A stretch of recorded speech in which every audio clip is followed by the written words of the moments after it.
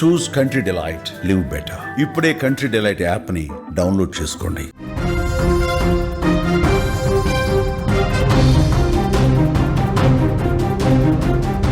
మళ్ళీ తెలంగాణకు భారీ వర్ష సూచన.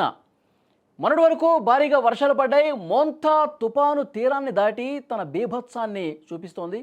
ఇంకా ఏపీలో తన ప్రతాపాన్ని చూపించినటువంటి మోంతా ఇప్పుడు తెలంగాణపై ప్రతాపాన్ని కంటిన్యూ చేస్తోంది. తెలంగాణలో మోంతా తుపాను ఎఫెక్ట్ వల్ల రాష్ట్రం మొత్తం కూడా అల్లకల్లోలంగా మారింది. రైతులు, లోతట్టు ప్రాంతాల వాళ్ళు భారీగా నష్టపోయారు. వాగులు, వంకలు దాటే మార్గంలో చాలామంది మరణించారు. అంతేకాకుండా భారీగా పంట నష్టం కూడా జరగడంతో రైతులు కన్నీరు పెట్టుకుంటున్నారు. ఇదిలా ఉంటే మళ్ళీ బంగాళాఖాతంలో మరొక అల్పపీడనం ఏర్పడుతుందని వాతావరణ శాఖ హెచ్చరిక జారీ చేయడంతో అధికారులు మళ్ళీ అప్రమత్తమవుతున్నారు. ఈ ప్రభావంతో ఇవాళ రేపు తేలికపాటిగా వర్షాలు కురుస్తాయి. నవంబర్ నెల మొదటి వారంలో మళ్ళీ తెలుగు రాష్ట్రాలలో భారీగా వర్షాలు పడే అవకాశం ఉందని వాతావరణ శాఖ హెచ్చరిక జారీ చేయడంతో ప్రజలు భయపడుతున్న పరిస్థితి. తెలంగాణ రాష్ట్రంలో నవంబర్ 4న బంగాళాఖాతంలో అల్పపీడనం ప్రభావంతో వర్షాలు కురిసే అవకాశం ఉంది. అయితే ఈ అల్పపీడన ప్రభావంతో అతి భారీ వర్షాలు కూడా కొన్ని జిల్లాల్లో కురిసే అవకాశం ఉందని వాతావరణ శాఖ హెచ్చరిస్తున్నటువంటి పరిస్థితి ఉంది. మోంతా ప్రభావంతో ఇప్పటికే అతలాకుతలం అయిపోయినాయి. 2 తెలుగు రాష్ట్రాలు కూడా అతలాకుతలం అయిపోయినాయి. చాలా చోట్ల కూడా భారీ వర్షాలు కురిసి పంట నష్టం జరిగి ప్రజలు ప్రాణాలు కోల్పోయి చాలా అంటే చాలా ఇబ్బందికర పరిస్థితులు కనిపించాయి. లోతట్టు ప్రాంతాలు పూర్తిగా మునిగిపోయినటువంటి పరిస్థితి.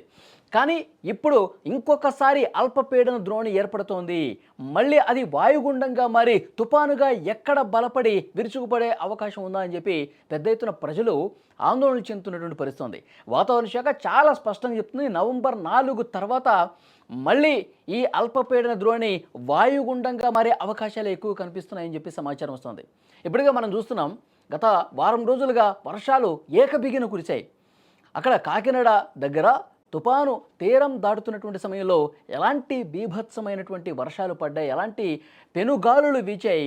చాలామంది అంటే లక్షల మంది ప్రజలను కూడా పునరావాస కేంద్రాలకు తరలించి వాళ్ళకి సౌకర్యాలు కల్పించిన పరిస్థితుంది. పెద్ద ఎత్తున పంట నష్టం జరిగింది. మొత్తం రోడ్లు ఈ వర్షాలతో కొట్టుకుపోయినటువంటి పరిస్థితుంది. నానా బీభత్సమే చేసింది మోంతా తుఫాన్. ఇటు తెలంగాణలో కూడా ఆంధ్రప్రదేశ్ తీరంలో తుపాను దాటి తెలంగాణ మీద చాలా గట్టిగా ప్రభావం చూపించింది. వరంగల్, నల్గొండ, మహబూబాద్, ఖమ్మం ఈ ప్రాంతాలు మొత్తం కూడా ఎఫెక్ట్ అయినటువంటి పరిస్థితి ఉంది. పెద్ద ఎత్తున లక్షల ఎకరాల్లో పంట నష్టం జరిగిన పరిస్థితి ఉంది. లోతట్టు ప్రాంతాలు పూర్తిగా కాలనీలు జలమయమైపోయి ఇళ్లలోకి వాటర్ ఇచ్చిన పరిస్థితి. సో డెఫినెట్గా మళ్ళీ వర్ష సూచన వాతావరణ శాఖ చేయడంతో ఈ తుపాను గండం మళ్ళీ ఏమైనా పొంచుకొస్తుందా అని చెప్పి ప్రజలంతా కూడా భయపడుతున్న పరిస్థితుంది. ఇప్పుడు ఆ వరద ప్రభావిత ప్రాంతాల్లో అధికారులు పర్యటిస్తూ ఉన్నారు. అధికారులు ఎంత నష్టం వస్తుందో అంచనా వేస్తున్నారు. తెలంగాణలో అయితే పంట నష్టం తీవ్రంగా జరిగింది. నిన్న తుమ్మల నాగేశ్వరరావు గారు కూడా చాలా స్పష్టంగా చెప్పారు, 4.5 లక్షల ఎకరాలకు పైగా పంట నష్టం జరిగింది.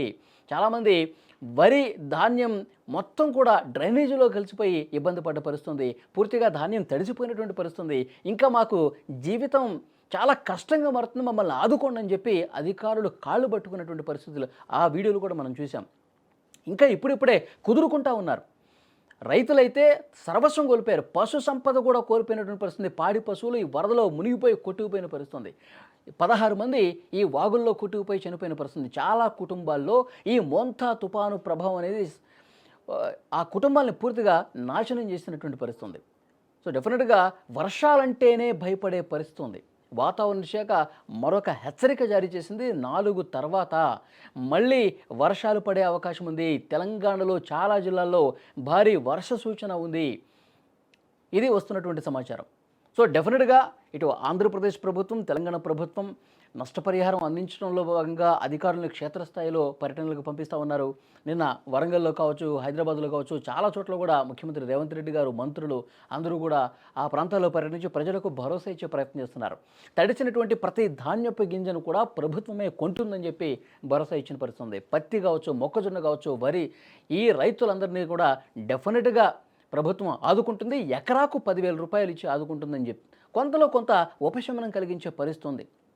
కానీ మూలిగే నక్క మీద తాటిపండు పడే విధంగా ఇంకొకసారి భారీ వర్షాలు ఉన్నాయని చెప్పి వాతావరణ శాఖ హెచ్చరిక జారీ చేయడంతో ఇంకా మేము అసలు ఇక్కడ ఉండాలా, ఉండొద్దా, మా ఇళ్ళన్నీ కూడా వదిలేసుకుని పోవాలా, ఇలాంటి పరిస్థితులు ఎందుకు వస్తున్నాయని చెప్పి వాళ్ళు కొంత ఆవేదనతో రైతులు ప్రజలు మాట్లాడుతున్న పరిస్థితుంది.